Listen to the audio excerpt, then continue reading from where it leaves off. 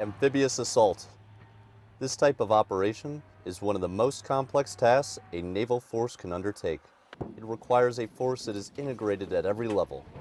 When naval integration is successful, it ensures the right amount of combat forces are inserted to establish air and seaports, seize terrain, and maneuver against enemy formations. We've got to be able to work together so that if we have to fight tonight, we're ready tonight. That's why exercises like Ssang Yong, where we've got 20,000 Marines and sailors, over 30 ships in an amphibious task force, and unparalleled training is critical. Exercise Ssang Yong 16 took place in Pohang, Busan, and Gwangyang, South Korea from 2 to 18 March, pushing the limits of concept into reality. Delivering the Marine Air Ground Task Force to its inland objectives meant the Marine, their armor, and ammunition had to deploy from several platforms. USNS Sacagawea behind me is one of our nation's strategic assets, a maritime prepositioning force.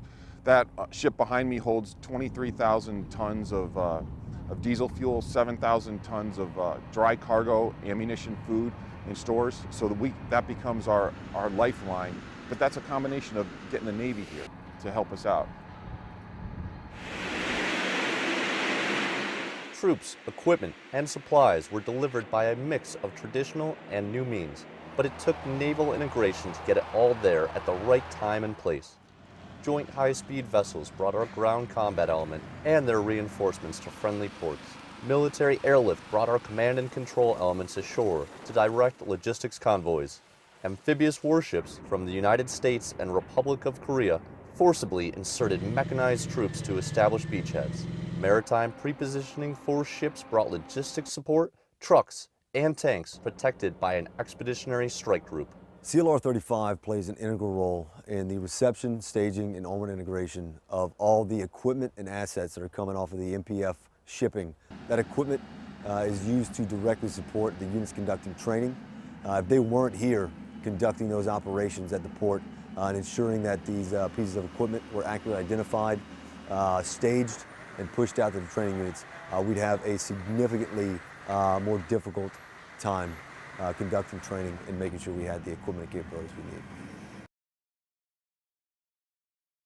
Our United States Navy is a well-trained and well-equipped fighting force that forms expeditionary strike groups. While the United States Marine Corps has mastered maneuver warfare by combined arms forces task organized for combat. To gain lethality in combat, these two forces must gain efficiency through unity of effort. Two things make this happen: centralized planning and relationships that enable command relationships. Marine and Navy planners spent tireless hours sprawled over maps and orders. Leadership turned command relationships of Commander Landing Force and Commander Amphibious Task Force into friendship amongst commanders. Naval integration is simply that which the U.S. Navy and U.S. Marine Corps have been doing since 1775.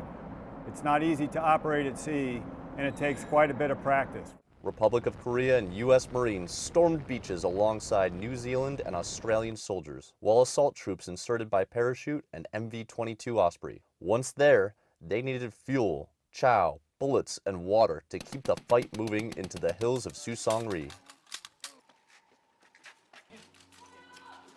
Ssang Yong 16 proves we can rapidly form one U.S. and ROK Navy Marine Corps team to fight tonight.